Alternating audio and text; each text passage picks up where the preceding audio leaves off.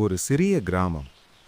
பசுமைமிக்க தோட்டங்களும் நதி ஓடைகளும் தென்னக் காடுகளும் நிரம்பிய அந்த கிராமத்தில் ரவி என்ற வாலிபன் வாழ்ந்து வந்தான்.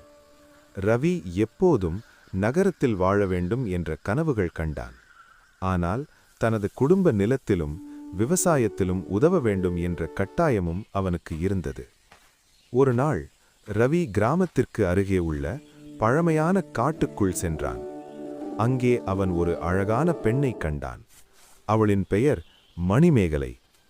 அவள் நட்பாகவும் அறிவுமிக்கவளாகவும் இருந்தாள். "வணக்கம், நீ யார்?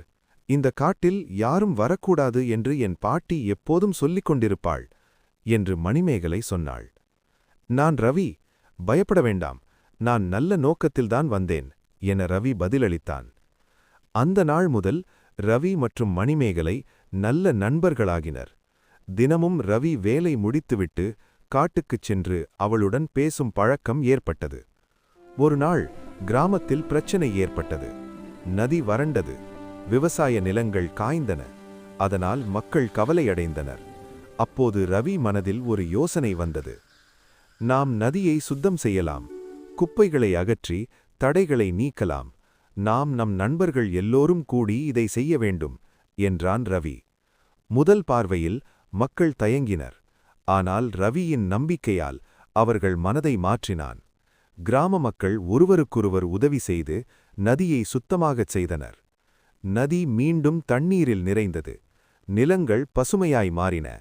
கிராம மக்கள் ரவிக்கு நன்றி தெரிவித்தனர். "இந்த மாதிரி மனசு எல்லாருக்கும் இருக்காது. நீங்க உண்மையிலேயே பெரும் மனம் கொண்டவன்" என்று மணிமேகலை சொன்னாள். "நாம் அனைவரும் ஒன்றாக இருந்தால் எந்த பிரச்சனையும் எளிதாக தீர்ந்துவிடும்" என ரவி கூறினான்.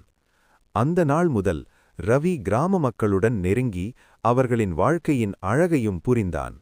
ஒரு சிறிய கிராமம், நல்ல மனம், மனிதர்களின் ஒற்றுமை, இதுவே வாழ்க்கையின் உண்மை அழகு என்று ரவி அறிந்தான்.